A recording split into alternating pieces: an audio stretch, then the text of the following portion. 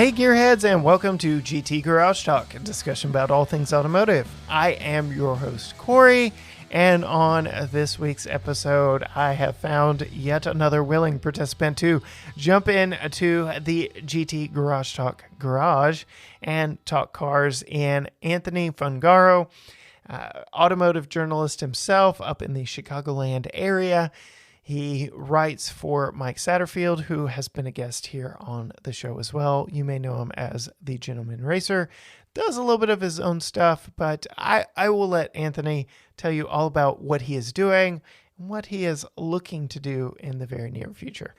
And very excited to have Anthony Fongo sitting with us today. Anthony, how are you doing?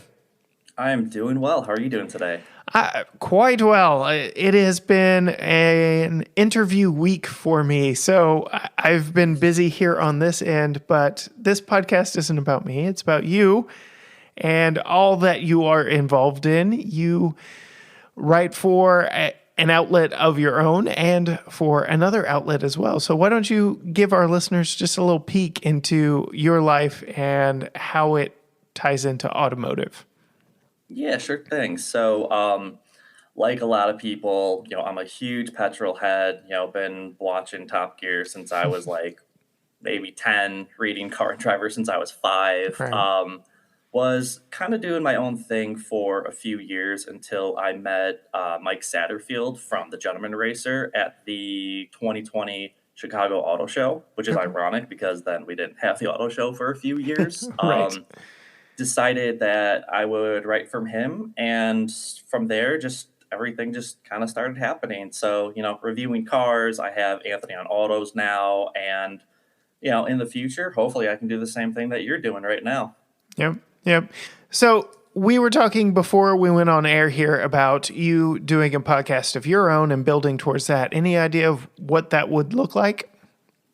Yeah, so I want to do an automotive news segment. I'm kind of seeing that there aren't too many of those out there, but at the same time, kind of utilize my own sarcasm and what I assume is humor just to be able to get that news out there. The automotive industry can be a little boring sometimes talking about, a CVT transmission. So just trying to make things a lot more interesting for both, petrol heads, EV lovers, as well as just your normal person just trying to look for a good car. Yeah.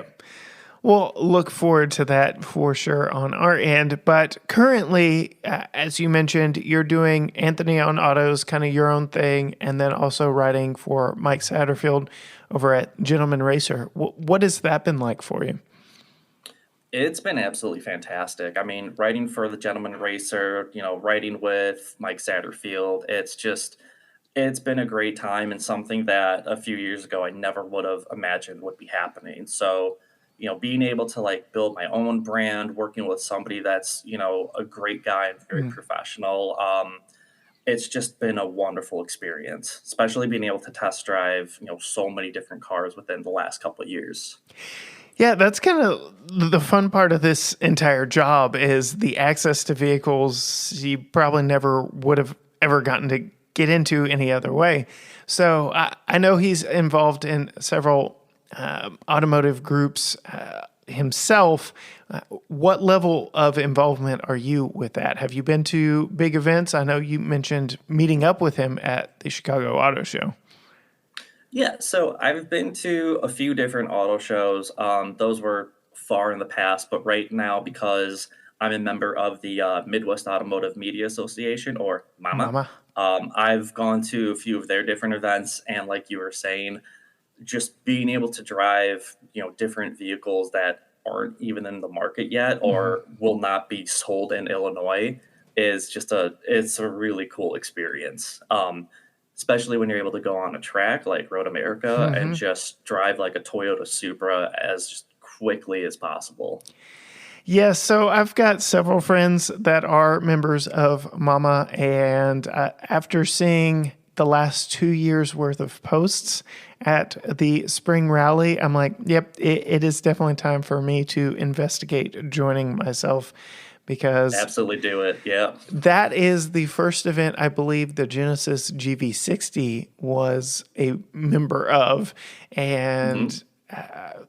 got me salivating for my chance behind the wheel. We had one for a week here shortly thereafter, but like you said, Road America, definitely a great host for that event, and perhaps next year I will be I there. would I would do it. It's actually funny you say that because right now I'm driving a Genesis GV60, Hmm. so I'm pretty sure we probably have uh, the same different reviews and thoughts about it. So Yeah, so my videos, we had it over July 4th weekend, and was we absolutely just had a blast with it. I'm holding right now a prop.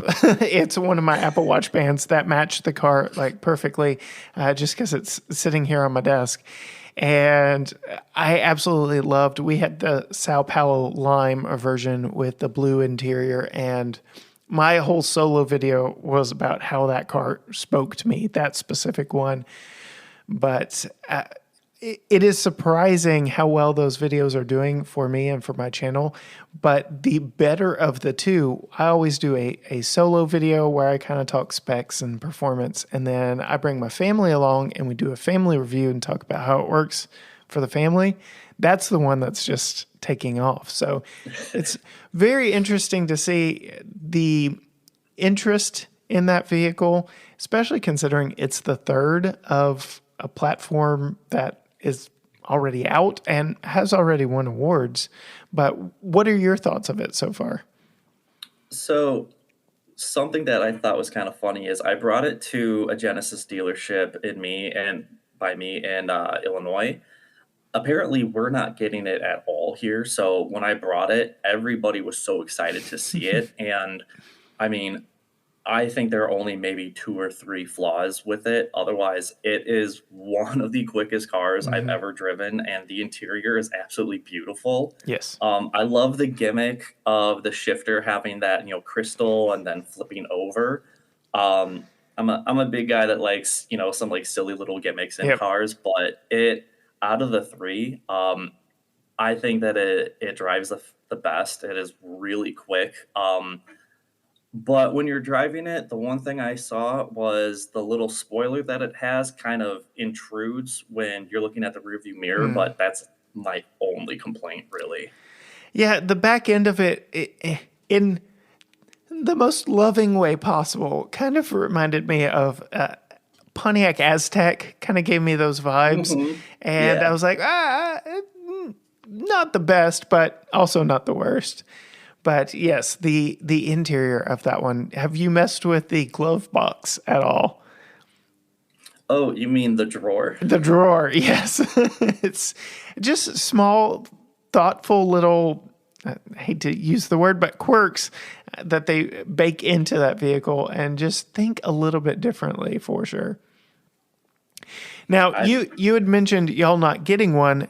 It's my understanding that they're just doing a staggered rollout, thanks to chip shortage and all that fun mhm. stuff. So, the EV heavy markets will get it first, and will eventually trickle down into markets such as Texas, Illinois, stuff like that.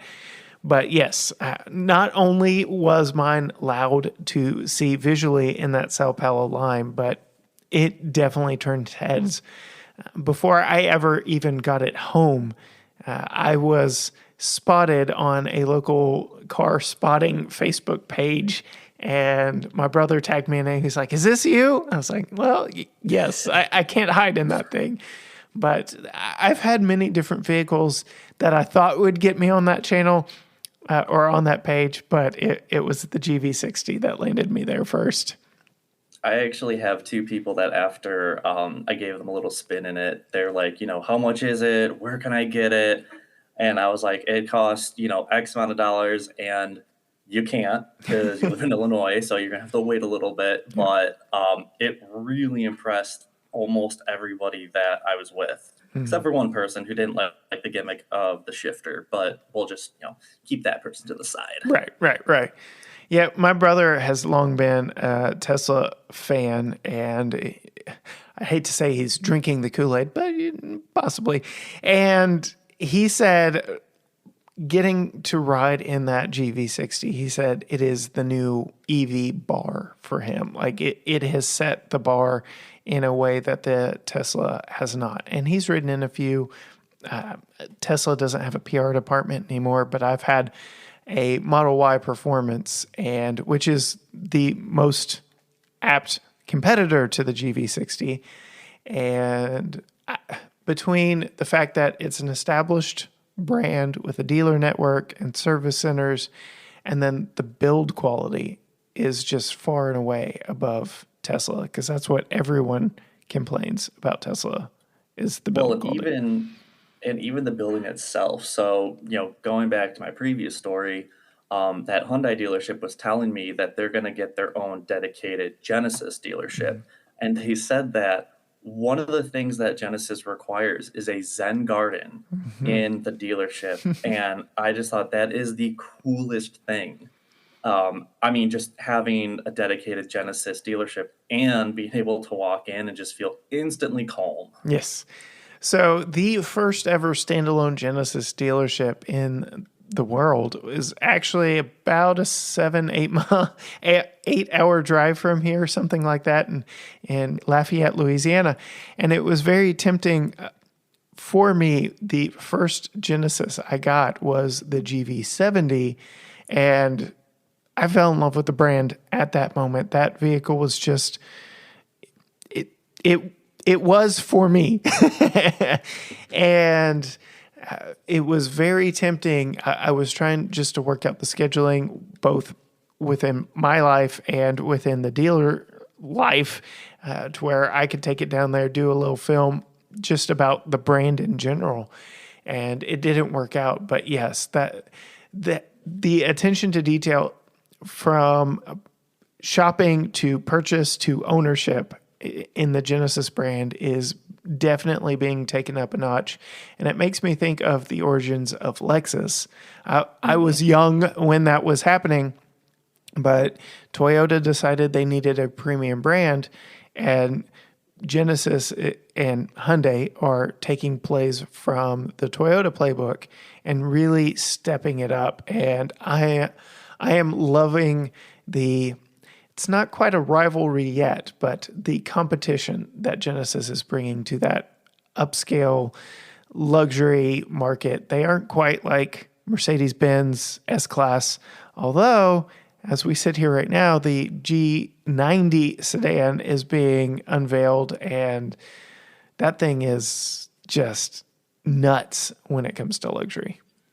I mean, I think it's absolutely incredible. I've watched a couple Korean YouTubers who have, obviously been able to see the G90. I don't know if they've been able to drive it yet, but just doing the walk around, you just go, this thing started as, the Hyundai Equus, turned into the original G90, and now the evolution of that is just, I mean, it looks stunning, and I bet you it is like whisper quiet.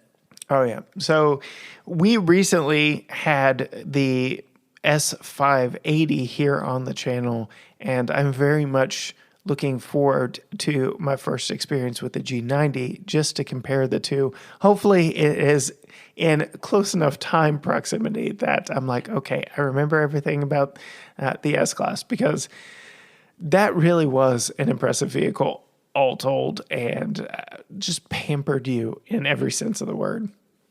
Did you have that like executive package with the amazing, rear seats? No, we had the quote unquote base model. So, and I do air quotes kind of jokingly. For one, it's an S class. It's like the pinnacle of luxury sedans. But there are two different engine choices. We had the bigger engine in the 580, which has the 4-liter twin turbo V8, and we had the 4MATIC all-wheel drive. So definitely up options. But as far as trim packages go, the luxury line is the first, then there's the AMG, and then there's the executive. We had the luxury line. And even though the back seat was not like, lounge seats and champagne coolers and all that stuff, the back seat itself, when you sat back there, it was just so cushiony and soft, and the legroom was ridiculous. My 4-year-old son got to ride in high style for sure. And the funny thing is, That's awesome. our mutual connection of Mike, he had that exact one about a month before me, and he's in the Bryan College Station area. That's actually where I ended up doing my review. So it's funny, as far away as Mike lives from me, ended up in the same car in the same town doing, I don't know, the same review. We shall see. But just an interesting thing given the size of Texas. And I mean, it's a very beautiful car in general. So, and yeah, Texas is huge, and the fact that you were by there, which is not exactly too close to like a major city, Right. that's actually really funny. Yeah, my wife used to work down there, and she has many jokes for that area of Texas. That because she worked in the travel and tourism industry, and she still has some friends there. I will keep her jokes off of the internet, but yes, definitely an interesting part of Texas. They recently hit like a record high of 112 degrees down there, so definitely a warm part of Texas as well. Not near a beach, not near any part fun. It's just kind of there. But back to cars. We've talked electrified, but what has been kind of a outstanding vehicle in your personal history? What really brought you into the fold? I know you said you've read Car and Driver since you were 5 and Top Gear since 10. What kind of got you into the automotive world? So, yeah, like I was saying, I've been really big in the automotive industry. Funny enough, I went to school for communications and advertising. So, right away, I was able to learn the ability to speak because, that's what a communications degree basically Mhm. is. Figured out that probably won't be, an engineer or, working on those type of components for cars. So I figured, well, why not be a Jeremy Clarkson? Just, start talking about cars, maybe a little nicer, Yeah. obviously, for now. Kind of bit him But in the rear there a little bit. yeah, just maybe be a little calmer Yeah. with some, cheeky metaphors, just Yes. like him. But I think at the end of the day, it was just, being able to listen to people, seeing videos, seeing how people can make something from like a Motor Week review all the way to something where you're in Estonia driving down in supercars and people are looking at you like, what are you doing with these cars here? So I love the adventure. Right. I mean, I live close to Chicago, so I'll go into Chicago with, we'll say, smaller vehicles, Hmm. because when you have like a Jeep Grand Wagoneer, you can't find parking. Right. And if you can, kudos to you. Um, but just being able to go in different environments, having different people being able to come in. One of my best friends is huge into trucks, so he sees a GV60 and he's like, "Oh, it's not an F-150 Lightning." Mm. Then he gets in and goes, "Well, this is really nice. It's still not an F-150 Lightning, Right. but it's still a good vehicle." So, and at the end of the day, I just like to, have people laugh, and the automotive industry, you can get some very big laughs. Yes. So, what have been some notable vehicles that you have owned in your life? So I had a red 2008 Volkswagen GTI that I modded with stage 2 plus components. So it was probably pushing out about 300 horsepower and about 350 pound-feet of torque, which is Nice. great because you have torque steer and you had wheel spin about first through third gear in a DSG, which definitely scared my passengers. Yeah. I I actually currently own a 2016 Volkswagen GTI Autobahn, so it's fully loaded. It's still Mhm. really quick, and even after I drive all these incredible cars, I just go back to my car and I'm like, my infotainment system's really small. Yes.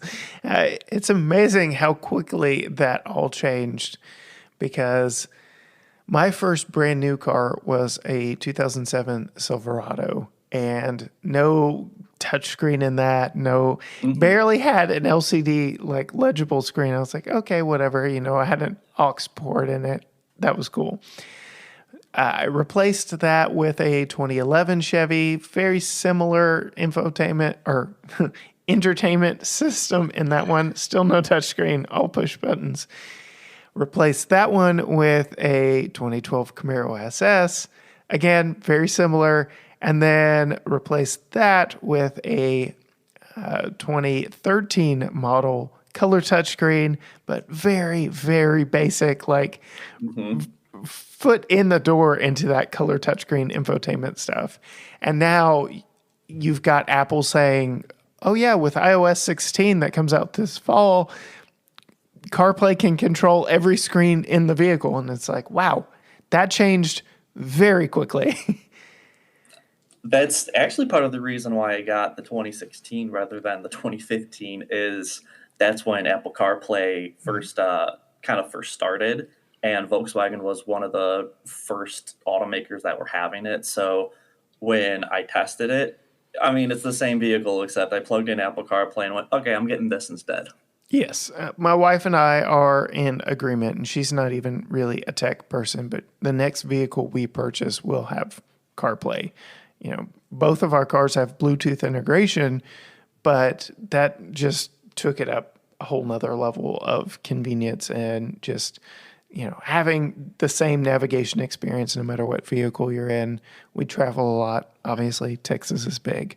So just really spoke to our needs, and yeah, definitely not going back there. Hmm. So I did notice a little bit of brand bias on your side. Fair to say you're a VW guy? Yes, I am definitely a VW guy. I like a lot of everything that the Volkswagen Automotive Group does. My one thing, and everybody's pretty much been saying it, is their new infotainment system is definitely different compared to like the Mark 7 GTI.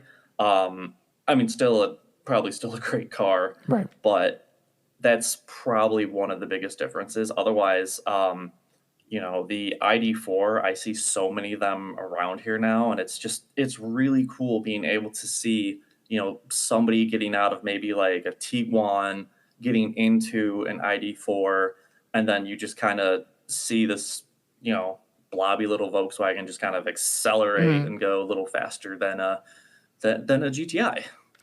Yep, it's interesting. I've driven several ID4s recently, and I know VW was really positioning that as not your like EV fighter. It they didn't want you cross shopping it necessarily against all the other EVs on the market. They wanted you cross shopping it against the RAV4 and the CRV and the mainstream gas powered family crossovers. And I don't believe it is taken on here quite as much as perhaps it has up there. There's a lot that goes into that charging infrastructure and all that. But I just don't feel like that one has landed quite as well here in the South, which is interesting because they're made in Chattanooga, Tennessee, I believe.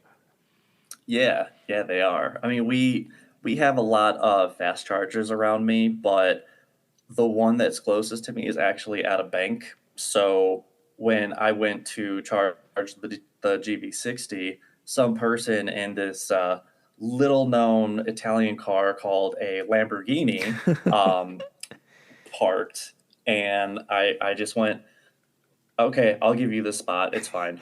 I'll go and I'll go I'll somewhere else yield. to charge this. Yes. You know your place. So, yes, very interesting. What are some dreams or aspirations of vehicles? Perhaps Lamborghini, staying in that Volkswagen Auto Group family. But what are some Yeah. aspirational cars of yours? So I would say probably something like a Huracan or an RA just because I am a huge fan of V10s. I mean, I think they are one of the best sounding engines and they're just so rowdy, Mm. but I would say like in my perfect garage, there would probably be an EV, something very very quick. Something kind of similar to maybe like a BMW, M4 competition. And if I ever had a family, and this will shock a lot of people, a minivan. Okay, it keeps coming up. This is my third interview in 3 days. And without any prompting by me, minivans just keep coming up. In fact, we titled an episode hashtag Save the Minivans. Oh, And I saw and I heard, and that's kind of why I brought it up too. it's very interesting. We get it. We sample them. We drive them very often, but I know there for a long period of my life, especially, ages 25 to 35, working in the corporate world, one of my coworkers kept giving me a hard time. Oh, when you get a family, you're getting a minivan. I'm like, I ain't getting a stupid minivan. But now I'm like, I could kind of want a minivan. Any particular one stand out to you? So the one that I really like right now is the Kia Carnival, Okay. just because I think it looks so cool compared to the other minivans. If it had like a plug-in like the Pacifica, or if it had all-wheel drive, I think it would be absolutely perfect. But I'm a child of the '90s. We grew up in the back of town and Mm-hmm, countries mm-hmm. and grand caravans and all that. So not going to say anything bad about SUVs at the moment, but I'll just say that I love the appeal of them. Yes. And yes, that is somebody like me saying I like minivans. I mean, they are the best all around. And you said, when family comes along, they absolutely work. Whether you're trying to put a car seat in, trying to put a struggling toddler in that does that, stiff body, don't look me in. Hmm. They're the doors, sliding doors are just genius when you have kids because you can open them fully no matter where you're parked. You can wrestle that kid into that seat and not worry Hmm. about dinging any other vehicles. That they just are the most practical, and brands like Kia are trying to, shed that image that we grew up with. Calling they won't even refer to theirs as a minivan. It's an MPV, No. and they aren't fooling anyone. It's a minivan, sliding doors, boxy shape. We get it. But yes, I feel the Carnival is only lacking in that fuel efficiency department. And they've shown in the Sorrento that they have hybrid and plug-in hybrid capabilities. It'd be interesting to see them bring that to the table because the Pacifica has a plug-in hybrid. All Toyota Siennas are hybrids. Honda will be updating theirs soon. I am sure of it. So the competition is there. They are already the more fuel efficient version of an SUV for people and stuff carrying. So just taking it up a notch with that hybrid powertrain, it'll be interesting to see what happens with the Carnival moving forward. And it's actually kind of funny because I do get a Sienna in the next like month or two, and I actually requested out of a list of cars to test it because I had a Pacifica about a year ago, and different SUVs they can kind of be a little similar, but when it comes to minivans, because we only have like four or five, they're all so different. And just tailor towards a specific subset of the market. So you bring that up. I was very excited when we got our Sienna for a week long test. We got the fully loaded platinum with the super slide seats and all that. And when I pull up my YouTube metrics, it is consistently on my top viewed videos of the day. and we're sitting at 23,000 views right now, which for some channels isn't a lot, but for my channel, that's huge and is creeping up into like my top 10 videos all time. And it's a minivan. It's very interesting to me. And then looking at the age breakdown, 35 to 45 year olds is the largest segment there. 90.8% male viewers. It's like nothing there makes sense to me, but okay, I'm here for it. And I guess I'm not the only one. Maybe we're all just secretly in love with the minivan, but we're too ashamed to mention it out loud. And so we're all watching these videos online. Yeah, I don't have shame when it comes to minivans or comparing them to their SUV counterparts. So for the most part, I'll probably go minivan or wagon over SUV. Right. We had the Highlander here for a week, and it had the red seats, and it was the XSE all-wheel drive trim, and it was nice. But in the grand scheme of things, if we're spending the money here for my family, we're going Sienna over Highlander every day of the week. And funny enough, I pointed this out in both of those videos and our Supra video. They're stealing styling cues from the Supra and putting on these two different vehicles. So just trying to infuse a little bit of their sporty DNA into them, even if they are a minivan and a family 3-row SUV. Hey, if we can get the super powertrain into a Sienna, that would be hilarious and also so much fun. Very tempting. Let's see. Start a build channel. First project, the Super minivan. You could literally call it the Supra minivan. Now I've just got to find somebody to help me fund this crazy idea. So now I will be going to work searching for $100,000. No small chump of change, but yeah, we'll get some. I guess I'll be coming down to Texas and help you build the Supra minivan. Now the real question would be, obviously, because it has a 3-liter straight six and it's rear wheel drive, I'm guessing you would have to put the engine in the back of the minivan and make it a mid-engine rear wheel drive minivan, right? Like that. Just you would have to. I remember that one of the French companies, I don't remember if it was Citroen or Renault, they actually made an F1 style minivan and they put an F1 engine into it. And yeah, they made it like mid-engine and rear wheel drive. And I mean, when you watch videos of it, you just go, wow.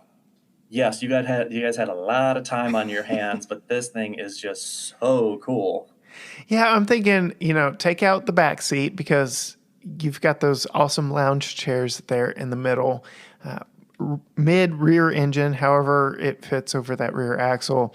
And then maybe put like a platform bed or something back there in the very back, just for lounging. You've got the drop down 1080p screen. So it could be a comfortable lounge vehicle that you hang out in, tailgate in, whatever the case may be.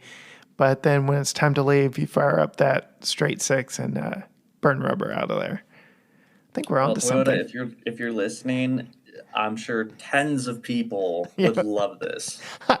Judging by the reaction of just my normal Sienna minivan video, I think more than tens of people, maybe hundreds of people. we'll leave it there, hundreds of people. But it would make for an interesting story nonetheless.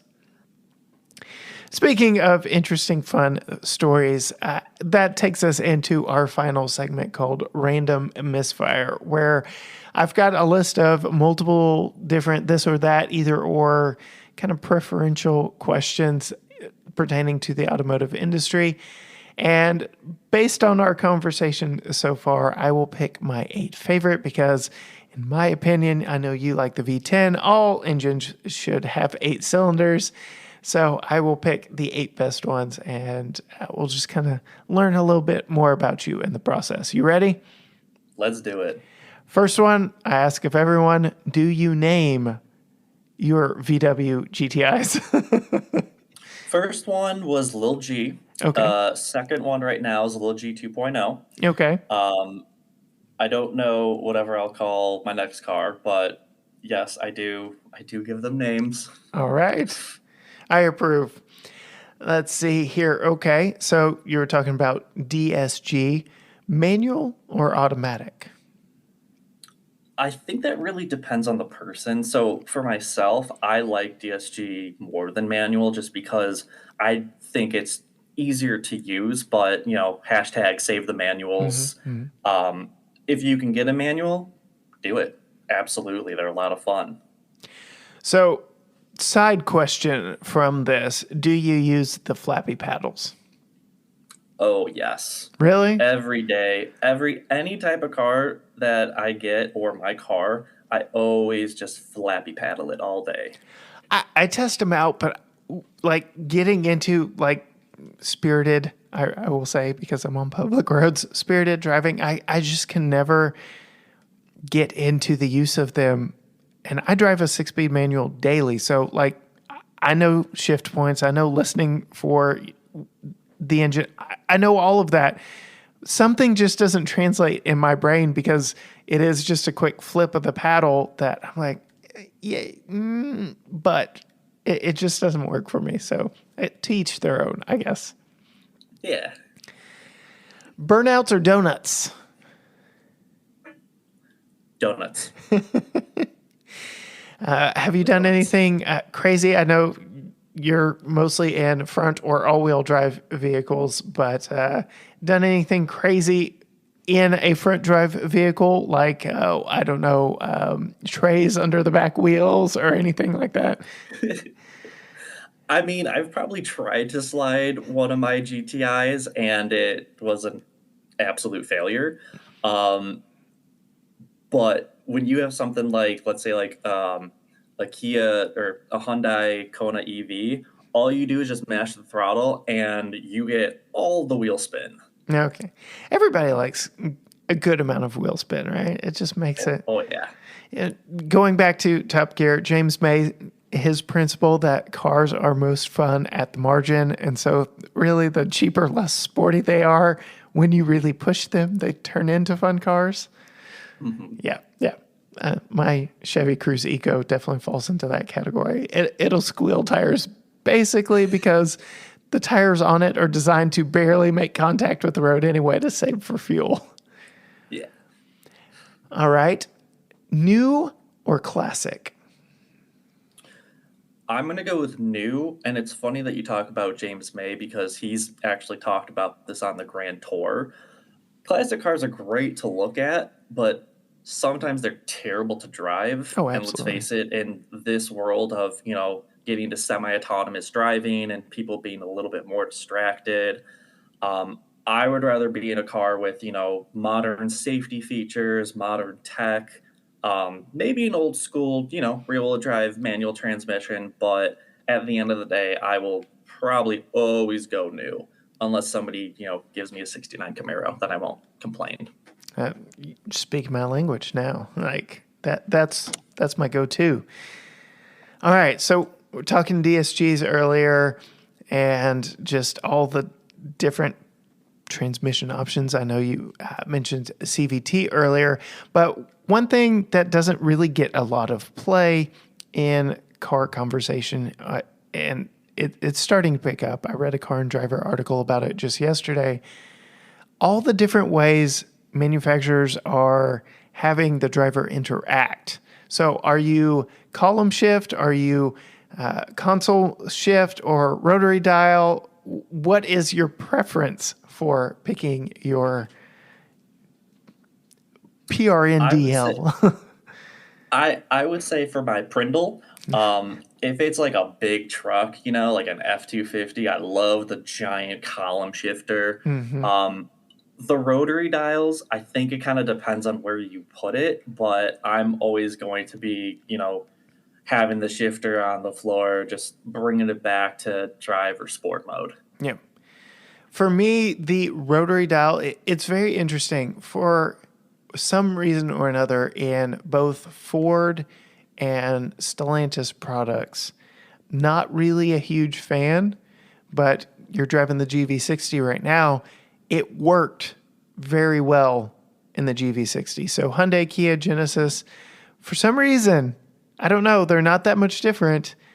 They work for me in those products, but kind of a head scratcher for me, especially like to your point, Ram 1500 rotary dial. I'm like, you've got the space. Put a column shifter in there and let me feel like I'm driving a truck, right? Yeah, exactly. CVT or EV?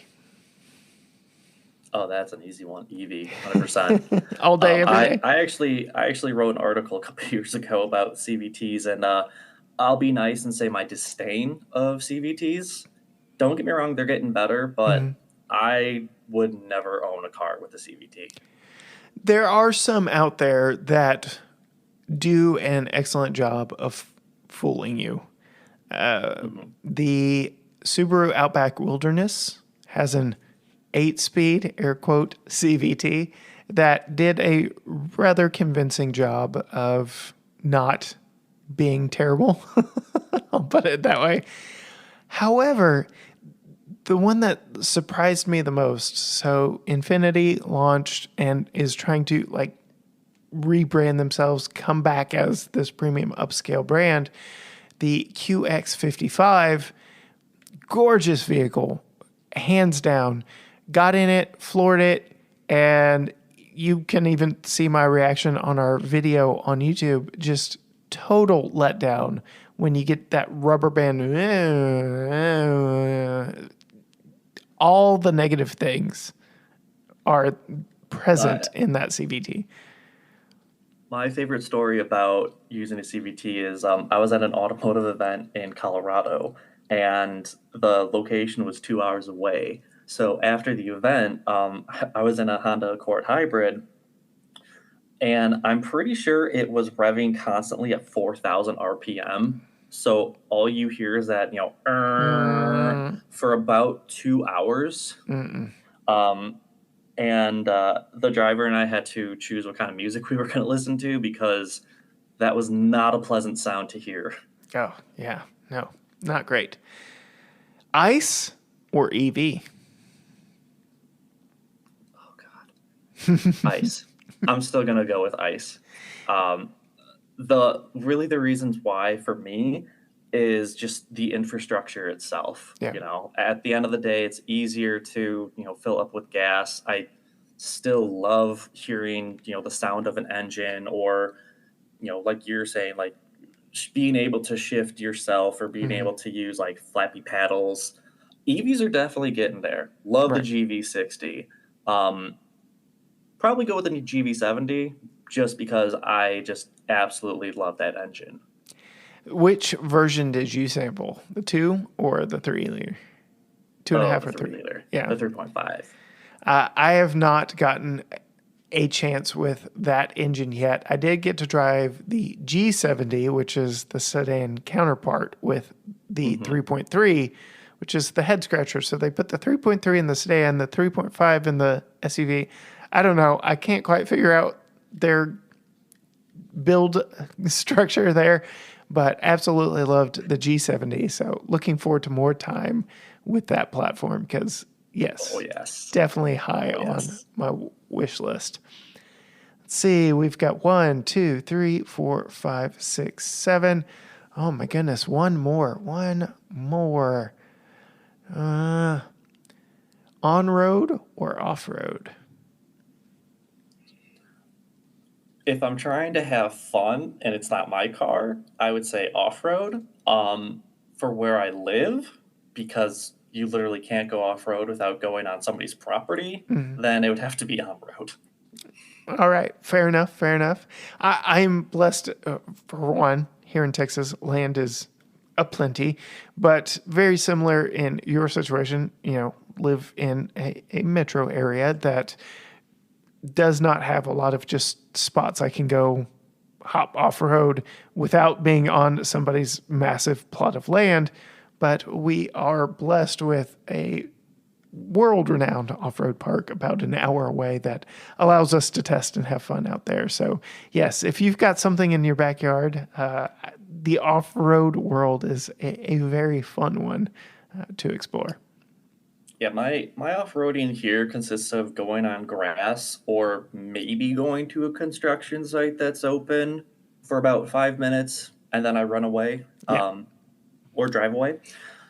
Other than that, no, It, I wish it's I could go more off-road. it's very interesting the craze that is happening right now because I'd say 80+% Americans live in that same situation as both of us. Like we don't have ready access to any serious off-roading, but people are snatching up these vehicles left, right, and center that have the capability or the appearance of the capability of off-roading. Mhm. And it's an interesting situation we find ourselves in. I'm like, you would do better just get a sports car and find a back road somewhere, right? It almost feels like a sin to just daily drive like a Toyota 4Runner and not take it off-road. Yeah. Like you're saying, I mean, some of these SUVs are just born to be able to go off-road. And most of the time to the detriment of their on-road characteristics. Daily living with, I'll say, a JK Wrangler, not the best. JL Wrangler is a big step up, but the Bronco is even more of a step up from that in its on-road characteristics. But you bring up the 4Runner. That was the first week-long tester we have delivered to us from a manufacturer. And my wife was not really a fan of it. And it was mostly because we had the TRD Pro version. It wasn't that comfortable living with it daily in a city to the point where Mhm. she would be like, yeah, let's go buy that. Whereas the Bronco we had, she was wanting to buy one that day. Like she wanted one then. So very interesting how everything shakes out when it comes to it. Oh yeah. Well, Anthony, if you've got a few extra minutes, I will love to have you join me on the aftermarket for our Patreon supporters, where I've got a couple more questions, dig it a little bit deeper into your psyche. For those uninvolved to this point, you can go to patreon.com/GT Garage Talk, sign up, and get access to all of our aftermarket clips where we talk to our guests just a little bit more each week. But sound like something you are up for, good sir? Yes, everybody go to that Patreon page. Well, thank you. Thank you for that. But until then, how can our guests, our listeners, find you and what it is that you are writing, doing, driving next?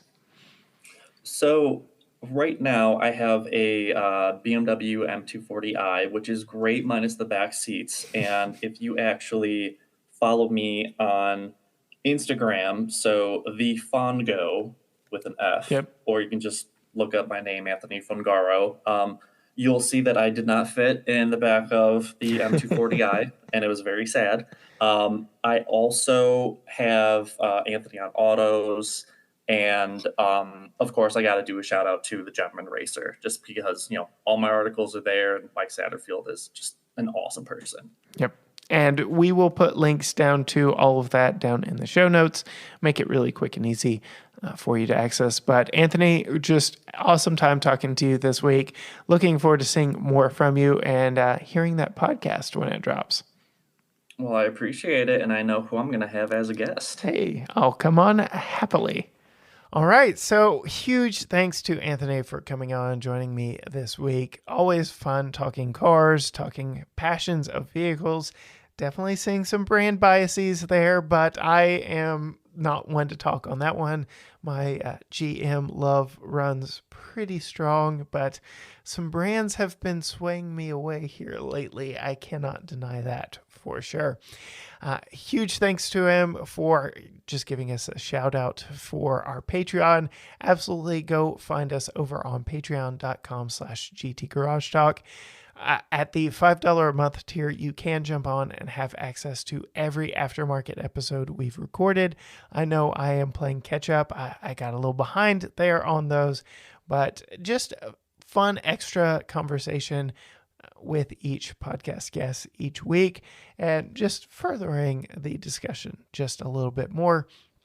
As for me and all that we do, you know how to find us over on YouTube, GT Garage Talk, Facebook, Instagram, TikTok, all that good stuff.